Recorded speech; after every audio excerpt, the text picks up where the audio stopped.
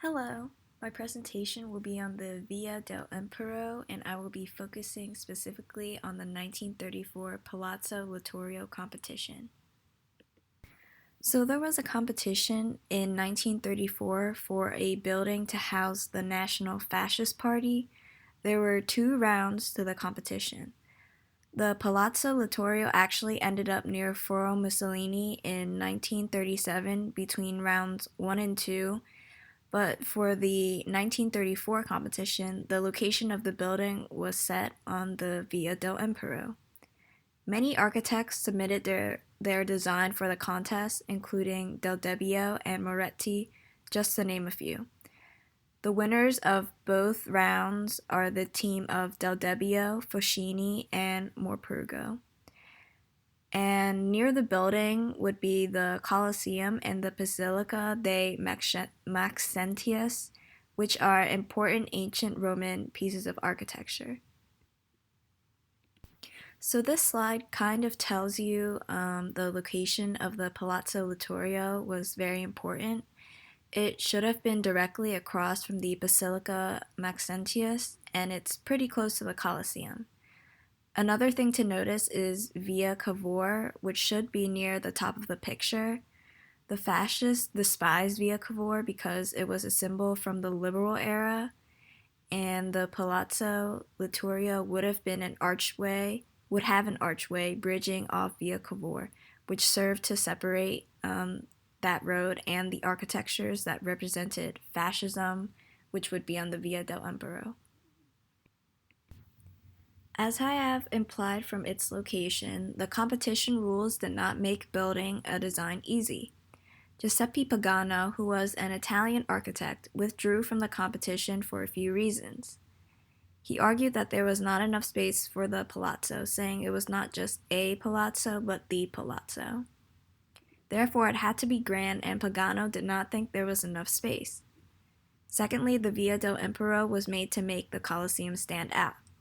The competition regulations prohibited a greater height than the Basilica of Maxentius. Therefore, the Palazzo Littorio could not possibly compete against the Colosseum. Furthermore, he asserted that it was impossible to harmonize a modern building with these ancient remains. Later, it was argued that the functional principles according to which the building was to fit in its site, which superseded any consideration of the building's relation to the monumental remains of antiquity that had concerned Pagano.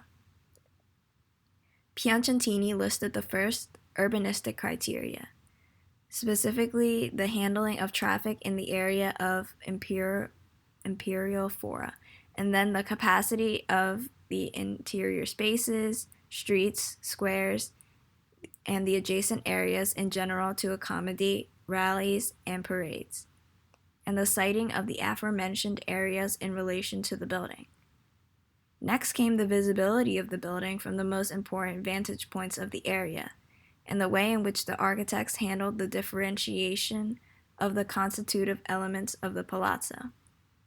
Somewhat surprisingly, given the importance of the relationship between the building and the archaeological zone, only at the end of the list did Piacentini mention this criterion, along with the building's capacity to conceal from view from the Via del Empero the disordered area behind it. The architects that were left after elimination from each round submitted very different designs. The traditionalist designs from the team of Enrico Del Debbio, Arnaldo Foscini, and Vittorio Morpurgo, and those of Gaetano Rapisardi and Giuseppe Vaccaro were bracketed by the more modernist designs of Luigi Moretti, Mario De Renzi, and the team of Gino Levi Montalcini, Umberto Cozzi, and Emilio Perferi. The public took note of the variety of styles and speculated that there was no rhyme or reason to the elimination of designs for each round. So this slide is showing the design for the team of Del Debbio, Foscini, and Morpurgo. Notice the style looks more traditional, partly because of the fasces, and the actual shape of the building also has a traditional look to it. In contrast, this slide shows Luigi Moretti's design. Notice the difference in the styles. This one is definitely more modern as we stray from the traditional shapes of the building, and the designs look more sleek. So this topic is important because we kind of see what style the fascists were going for. We know that the fascists favored modern style since it represented a new regime that was worth remembering. Interestingly enough, Mussolini, only months after he had announced his unequivocal support for modern architecture, chose a neutral academic design. Furthermore, the competition emphasized the importance of the Via del Impero. If the Palazzo Littorio were built on its original planned location, it would be located on one of the most important streets in fascist Rome. Furthermore, it would be surrounded by ancient Roman architectures that Mussolini thought were important enough to showcase on the most important street of Rome.